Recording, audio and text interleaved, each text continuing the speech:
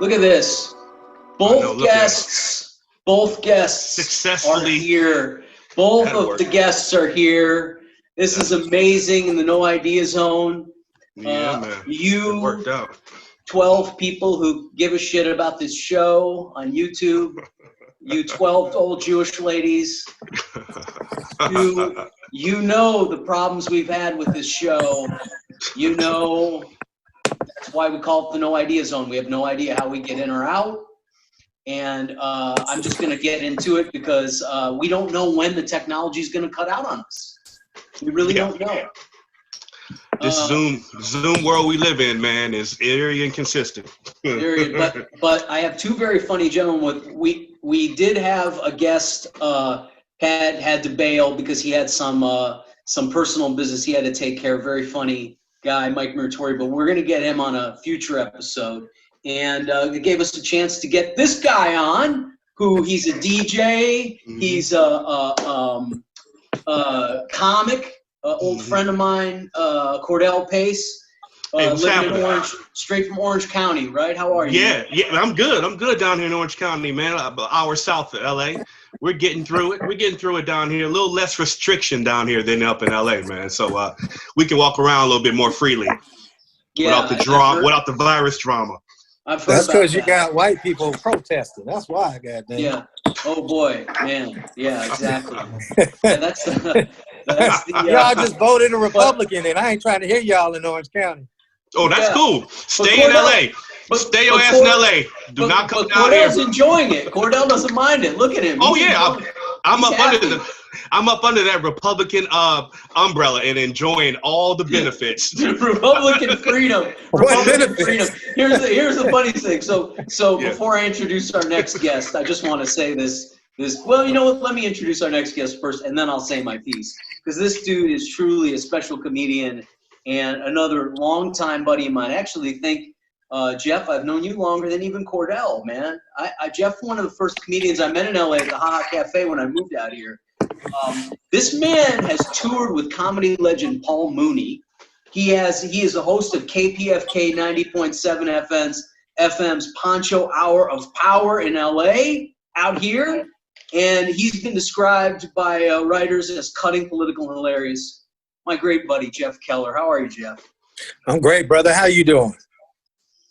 You know, for the most part, I'm really good. I'm just missing female companionship, but pretty much everything else is good, man.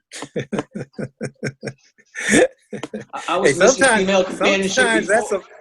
Sometimes that's a blessing. Sometimes that's a blessing. Yeah, says the black guy who can get any woman he wants. You know, I will say this to you: female companionship was a problem before this whole pandemic, but now it's apparent that I'm not allowed to have it, and that's the problem. I'm not allowed to have it. You know, if I want to have a woman over, I got to sneak her in here. You know, like it's high school, you know, because I don't want the neighbors calling like the authorities saying I'm, you know, spreading disease. Well, you know, the homeless are doing quite well with the ladies right now, man, because everything's outside. You know what I mean? So that's the way to go. If you want to get you a little something, take it outside. I don't know if I want to trade that set of problems for this one. Well, I hear you. I'm just trying to give you a little a possible solution for your lady problem. Thank a bush, you. A highway underpass. Solution, the Orange County solution. You heard it right there. Yeah, man. A highway underpass. You see, Cordell got a couple running in his apartment right now. Yeah, they in the bathroom. Washed up in the sink. You know, what's waiting for, brother? You're providing a city service. You're actually really doing something you're doing something for the community, my friend. I'm giving back. It's a PSA down here in Orange County. I'm giving back to each and every one lady who might want to come down here and get through their lonely blues. Visit me in Orange County. Sounds more like a fair trade than giving back. But how about the fellas? The fellas? Oh, fellas, no. Well, yeah. You just got to use your right hand or your left hand, whatever one's more comfortable. Don't get caught in Orange County. You might get a felony for that. Yeah, I think it's hysterical. Chris Hedges, who, you know, Cordell knows, because Cordell was on Pep Talks, Eddie Pepitone, and I love Chris Hedges. Chris Hedges talks about the only way the country is going to survive the coming collapse. Oh, and this is before the pandemic. He says massive civil disobedience. So I just think it's funny that, funny, not funny, but tragically funny that for like 40 years we've been fucking the poor and like increasing the military complex and the medical industrial complex and the pharmaceutical complex. And finally, when we get our civil disobedience, it's because, what did you say? I can't go to the beach? Oh, shit, I can't go to the beach. I'm going, boss, give me my semi-automatic weapons. We're going down to the courthouse. Tell me about it, man. People are in an uproar to just go outside and actually absolutely do nothing. There's nothing to do. What are you protesting? Everything's effing closed. There's nowhere to go. The beach is exactly what you're talking about. That's all you really are fighting for, is to walk along the beach, park.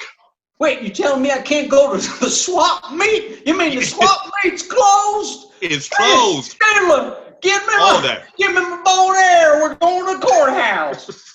Shooting, holding guns, man. Come on, man. The entitlement. What do you think, Jeff? Jeff, you're a wise sage. Tell us what you think about this whole thing. Man, first of all, the entitlement is amazing to me. Just like you said, I have to go to the beach. Forget the kids locked up in cages. I need to go to that beach. Forget the people dying from the coronavirus. I need to do a little surfing. It's amazing to me. You know, the whole thing is basically the art of war. You know, distract people so that to other things, the virus and doing this and that. And then you got the Trump out here. He's defunding the postal office. Why? Because then you can't really vote by ballot. You can't vote by mail. Exactly. So he's doing all these things that people are missing because they worried about going to a city hall or marching. You know, when did freedom of speech become? My freedom of speech is to cuss people out. It's amazing to me. These people are amazing. They're not fighting for the right things. I want the fight right to go out. That's a failure of the education system in America, brother. I mean, that's what it is. And a failure of the media, because everybody has their, you know, Rush Limbaugh. The right wingers got the Rush Limbaugh. Everybody, the media is so fractioned. I mean, the right winger conspiracy theorists have the Rush Limbaugh, Ben Shapiro, you know, the Fox News. Well, Paul Manafort. Breitbart, right. Fox News. And those are fractured too. The Fox News people are like the old centrist Republicans, and the Shapiro, Limbaugh. What's the other guy? Alex Jones is another one. Screaming and yelling. And then you've got the CNN and MSNBC, which is basically a fucking like somebody called it grief porn. I forget who they call it, grief porn, where they just run a cycle of paranoia. But it's all for their team, you know. It's all for, you go here where your team is, man. There used to be laws in place to keep that from happening. And Ronald Reagan got rid of those laws. Of course he did. He got rid of a lot, actually. Reagan in hindsight got rid of a lot. And it was not, we're all benefiting in a negative way 30 years later. Thanks, old Reagan, actor, president. Thank you. No so thanks. Jeff, you're in South Central, right? Where are you at? Oh no, I'm actually in Hollywood. Yeah. Oh, you're in Hollywood. Yeah. Okay. Nice poster behind you there, Jeff. Yeah, that's what made me think you were in South Central. Is that you, by the way? Yeah, man, that's me when I had hair, brother. That's a fro. It's a nice little. Maybe move to the left or right a little bit, Jeff. We can check it out. Oh yeah, look at that fro. Nice. Good times right there. That's that good times fro. Can you answer this question honestly, Jeff? What year was that? That was the year of the perm. Soul Glow. I had a perm. My hair was really straight. My hair's really straight. Really? Yeah. But I didn't know that. Yeah, actually, because you know, I'm like 25% Choctaw Indian, and so my hair is like Indian. Like I had it down to my waist at one point. Wow. Man, that sounds cool. What, you just got tired of that, or this was the look? The fro was the look? Because this is before my time, brother. Yeah, I would change it all up. I have that, and then I let it go straight. You know, I would just go with different looks until I found one that I like. And when I went bald, that's when I liked it. I said, that's this what is I was thinking. That's the look that finally worked for you. Yeah. And a simpler look at that, less maintenance. Yeah, especially in a pandemic. Not worried about a barber, huh? You 13 Jewish women, don't be fooled. This is a look that he's had long before this pandemic. Yeah. Cordell, did you ever do the fro, Cordell? You're doing the beard. I had a fro, I think, in early elementary school years. And I remember it because I was rocking it hard, and the fro was in. Everybody had one. And then my mom got the idea to go to the low haircut style, even lower than this. So I was the first one in my elementary school to cut the fro. Who would have thought that I came in there and damn near murdered everybody, man. People came up to me and are you kidding me? Why are you cutting the fro off? It is and I'm like, I didn't say it, but I'm thinking you don't know, this is going to be the future. These slow haircuts is going to be, I'm just a little ahead of my time. So anyway, you were ahead of your time. Took a while. Elementary school? Yeah. I mean, it took another half a year before all the other kids were cutting their fro off. But until that moment, kids were picking on me, kind of making jokes, slapping the back of my head. I'm like, yo, I'm telling you, man, look, I'm ahead of my time. Check me out. And then eventually the fro. Was it since this is a prescient time to ask this, was it possibly the Michael Jordan effect of him going fully bald? No, you know what? It wasn't. It was before Michael Jordan. My mom was just about, changing cultures, man. She had me dressing certain ways and penny loafers and she was dressing you up like a banker. Man, she had it going on. And in the moment, I didn't realize it, but in hindsight, as I got older, I'm like, my mom was better, but she had me pimped out early, man. So and then people follow suit. They're like, yo, check out Cordell in his corduroy slacks. Then everybody else had corduroys. No, actually, I was the only one with corduroy slacks. She was dressing you like you were gonna live in Orange County one day. Right. Exactly. She had me rolling in the conservative lifestyle very early on, man. So now I'm gonna be bald soon. I'm gonna be on the Jeff level. It's coming about another year, man. I'll be cutting all this off, man. And then I don't have to worry about going to a barber. I can do it my damn self. Bam. I grew my hair out one time in my life. I was 19. I moved away to college and I just grew my hair. Didn't have any money for haircuts. Wasn't going to undertake cutting my own hair. And I grew my hair out probably for about a year and a half. And man, I look like Kathy Bates. I look like Kathy Bates in what was the movie with old boy James Caan where he gets paralyzed? When she breaks his ankles. Misery? Misery. Yeah. I look like Kathy Bates in Misery. That's what my hair looked like. There's pictures of me somewhere. Someone has blackmail pictures of me. Oh, okay. So you kind of like a butch lesbian era for you. I look like a midget hobbit butch lesbian rabbi. All right. Okay. All right. Like what is it called? Yeshiva. Because I was too young to be a rabbi. But, that's a talented look right there. Man, I'll tell you what, man. It was a talent for being looked funny at and kicked out of public locations. Right. Well, if you were in Hollywood, you could have got booked on your own series. Yeah, exactly. Saved by the Bell, guest starring. Character actor, right? Yeah. Yeah, man. Homeless extra. Yeah, underneath a bridge, trying to sleep with all the women. Looking for Cordell's house to take a shower at. Well, I'm here, man. Come on by, brother. I'll put you in a sink. There you go. I'd fit in there. So I guess this is sort of a free-form freestyle. That's why we call it the No Idea Zone. I have no idea why I'm doing. I mean, I know why I'm doing it because I have nothing else to do. But I don't really have an idea of where it goes. I prefer it that way. And so, if you guys have some information you'd like to share with us, Jeff, is there anything on your mind or anything going on with you? What you've been thinking about? Oh, man. I'm going to drive in tonight. I'm going to get some female companionship. I'm going to drive. And that's a great subject to start going with. So do you know whom the female companionship's going to be, or are you just going cruising? No, I know who I'm going with. I can't really say because I don't want to want get anybody in trouble. Oh man, I had somebody hit me up the other day, still mad, talking about, well, why'd you defriend me? I said, well, because I don't want to see your picture with some dude. Well, I was mad 6-7 months because you didn't call me back. I'm like, fuck, Jeff. what? Shit. You know what? There was a little actress in Hollywood that I was fucking around with just before this thing hit. And I told her, you could come out here and stay with me, you know, be my pandemic buddy for as long as you want. And I even went shopping and got some food that she wanted. I mean, you know, and she called me up one night and she started talking hot and heavy to me. And young girl, 28, 29. And I, which is what you want, you know, I mean, it's nice. And so I said to her, it's Shabbat and I don't fuck around on Shabbat. Man, you guys will laugh about this because you're not Jewish, but I said, I don't fuck around on Shabbat.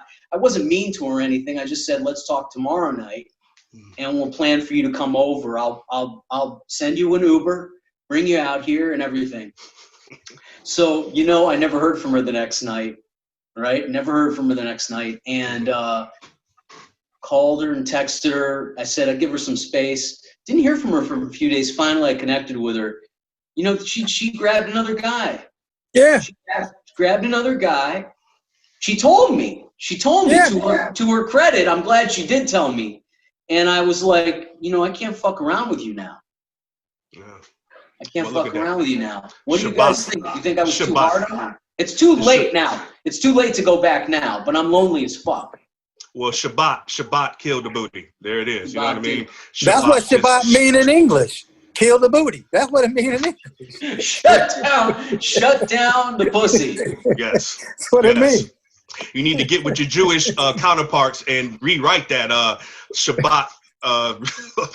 You gotta have exceptions. Yes. You gotta have exceptions. The bylaws, the Shabbat bylaws need to be rewritten. Some Talmud should be. I don't think I have the leverage in the Jewish community to pull that off. But you never know. You never know. You might, you know, you bring it up at the next temple meeting. Be like, hey, listen. If I get famous enough, maybe. Jewish people are mesmerized by importance.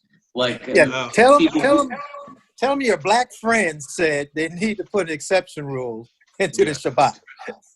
Okay. Yes. Okay, that's what I'm going to say. You know what? I'm going to show them this episode. Oh, and I'm going to say we had a discourse. We had a philosophical discourse. Me and my two black friends had a philosophical discourse about Shabbat, not shutting down the pussy. And now you can get pussy on Shabbat if you're married. You can be with your partner, but when you're not married. Yeah, I think that girl was just being. You know, I can't go back now. I can't try now because I shut her down. I totally shut her down. That's an actress. I felt disrespected, Jeff. I felt disrespected. Mm-hmm. You know? Well, look, you know. If I give you any advice, do not mess with singers or actresses. I'm telling you from experience. Let it go. A lot of drama. Let it go. Okay. It can be. That's the obvious piece of information that should have been stated up front. Thank you, Jeff, for clarifying something for those of you out there who may, if you're a guy and if you're thinking of moving to LA, yeah, don't put your energy into. It's not. I wouldn't say don't fuck a singer or an actress. I would just say don't put your energy into having any kind of cohesive relationship with one. Dude, I've messed with working actresses, singers, famous, semi-famous. They all the same. It's all about me. And, you know, when they come back off the road, they want 24/7 with you. When they come back from doing their project, they want 24. Dude, it's. So can you share any horror stories, you guys, of pursuing the wrong female in show business land here? Just one. I mean, there's so many of them in Hollywood. I mean, as much as we're talking about avoid women entertainment, in LA, man, you tripping over them every corner you go around. Okay, so Cordell, But give us one good horror story that you've had. I shared mine. Well, one of mine. A horror story with an entertainer. I don't mean a horror story. A horror story. Oh, a horror-ish story. Well, they can be both. It can be a horror story and a horror story. But give us some. I don't want it to end well. What? That's just a complete disaster. Well, this is with me working for a period of time, driving for rideshare. Drove, I'm not going to say, there's only 2 big companies. I drove for one of them. I picked up quite a few horror stories, entertainers, and I can tell you that they can be just as narcissistic as the reputation holds for people that are in the entertainment business. When you're driving and you're talking to people for 15 to 20 minutes and you get going, because some people like to discuss their life. You get to see how one kind of arrogant side of the story people are on, man. And I picked up over the year. I did it for about 3 years, man, and I picked up some people that were like, they got out the car and I was like, wow, really? This is the definition of LA. This is why LA. This is why LA. Oh no, go ahead. Black taxi driver over here. Exactly, man. Black driver. Right, man. It was like, it was like people would get out the car and you'd be like, I understand why Southern California has such a shitty reputation, because these people in the back seat are defining everything that's wrong with this city. Okay, so Cordell was able to avoid what Cordell's telling us in so many words is he was able to avoid. He's either not going to share or he was able to avoid a personal horror story, the kind that Jeff Keller's about to. Go ahead, Jeff. Tell us your because Cordell is showing us the art of avoiding these motherfuckers. Oh, man! Here's one for you. So I'm at the Comedy Store. I see this girl walk in, beautiful, just most beautiful woman I've ever seen. I walk up to her. I'm like, you know what? You're the most beautiful woman I've ever seen. If I was your man, I would never cheat on you. She said, really? I said, yes. Walked away.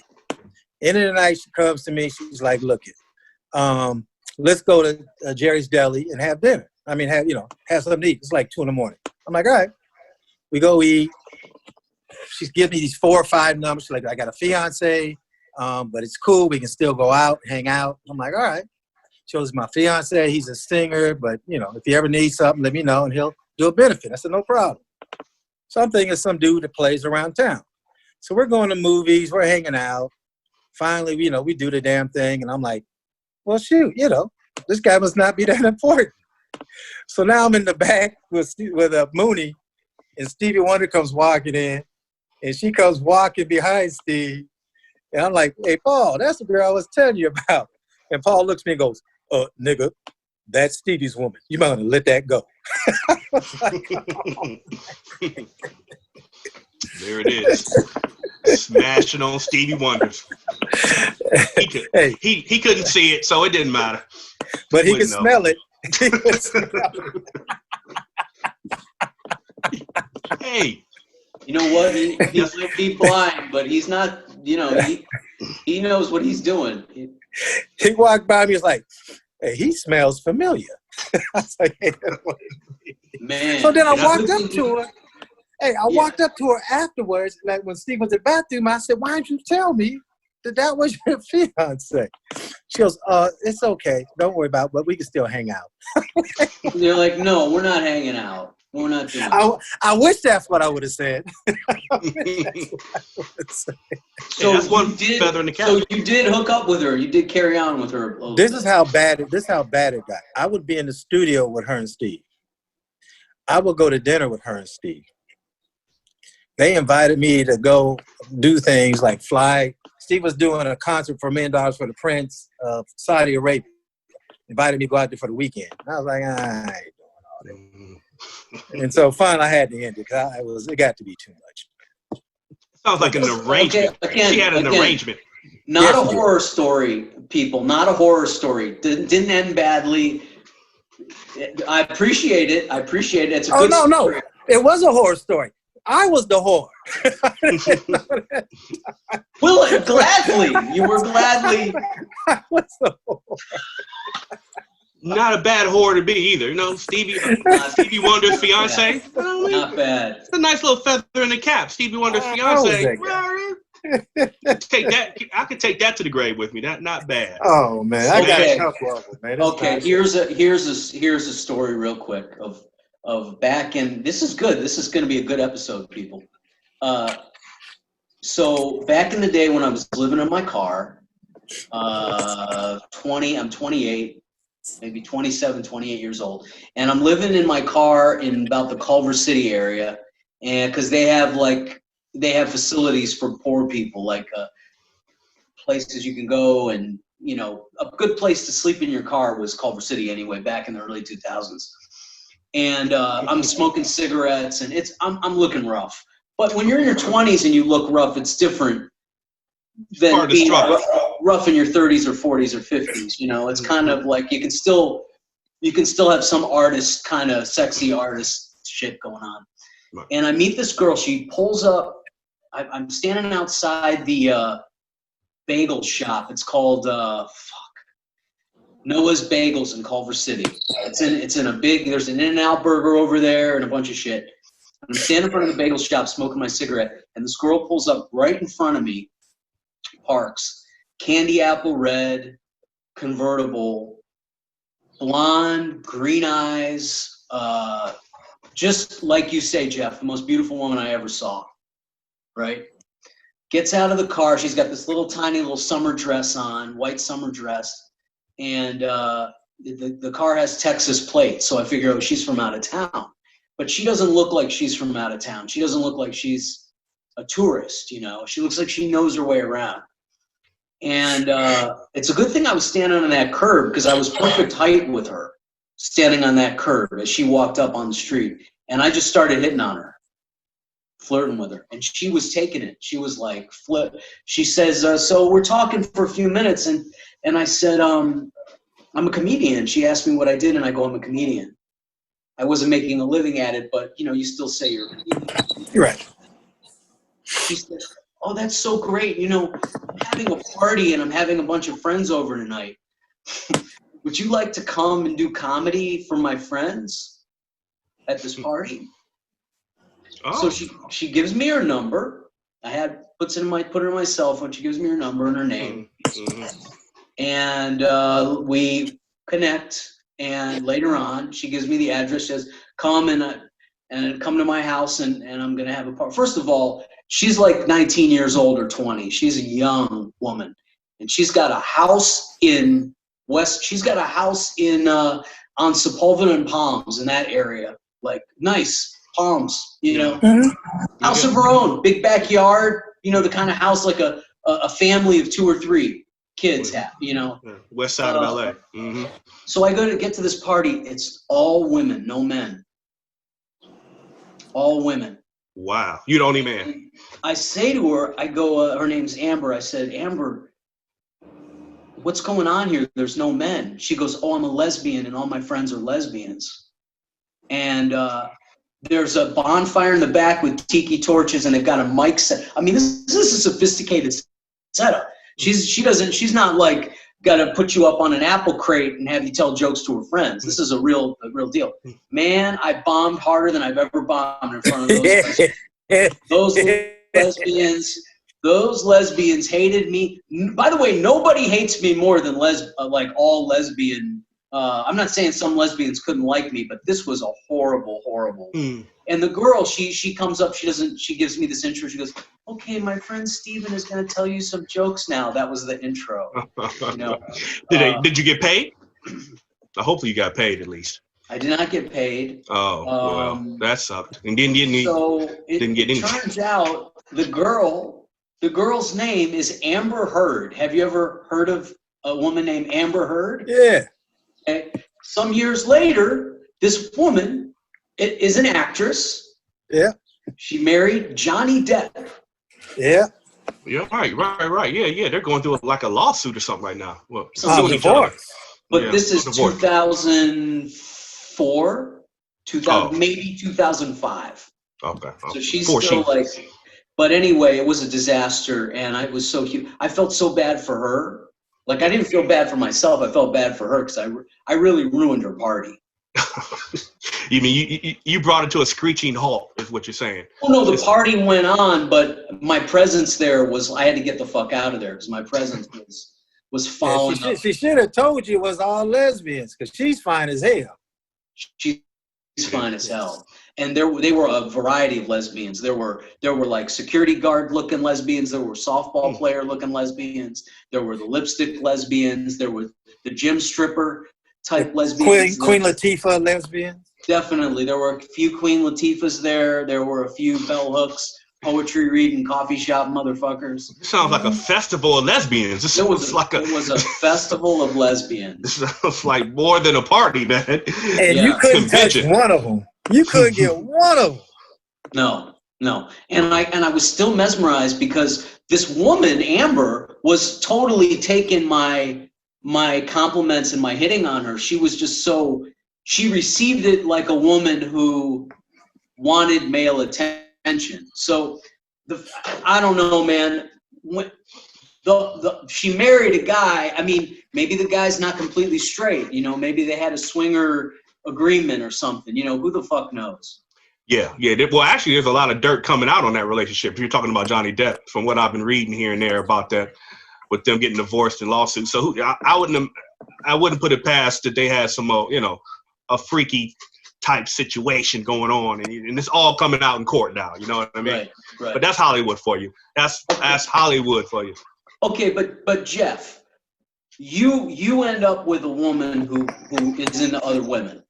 She's not really into men. Is she? You're an important guy, so she decides she's into guys because you're an important guy. What do you make of this? Give me some wisdom on it. Man, that's a tough situation because I once dated a bisexual, and it's tough because when you go to the club, you both checking out women. Like, hold up. She'll be like, "You think she's hot?" I'm like, "Wait, hold up. You think she's hot? Are you trying to hit?" I mean, your ego is like, hold on now. I'm used to being the only one that wants this in a relationship. And so, for me personally, somebody it's an agreement because she's still messing around with women. You just don't stop. If you're a lesbian or if you're a gay dude, you don't just stop being that. Right. That's who you are. And so you still getting some on the side. I'm sure she had some people on the side. Like I was a side dude. She got some side girls. You know what? It wouldn't be bad to be a side dude. That's not. I ain't gonna lie. I did it a couple times. It's not bad. It's not bad. It's not bad. No. Especially when they take your place. You know what I'm saying? I understand. The key is knowing you the side dude and being comfortable with it. You know what I mean? That's where you got to be. Yes, you got to just be in that world of like, okay, I know this is what I am. Because when you don't, that's when things can get a little sticky.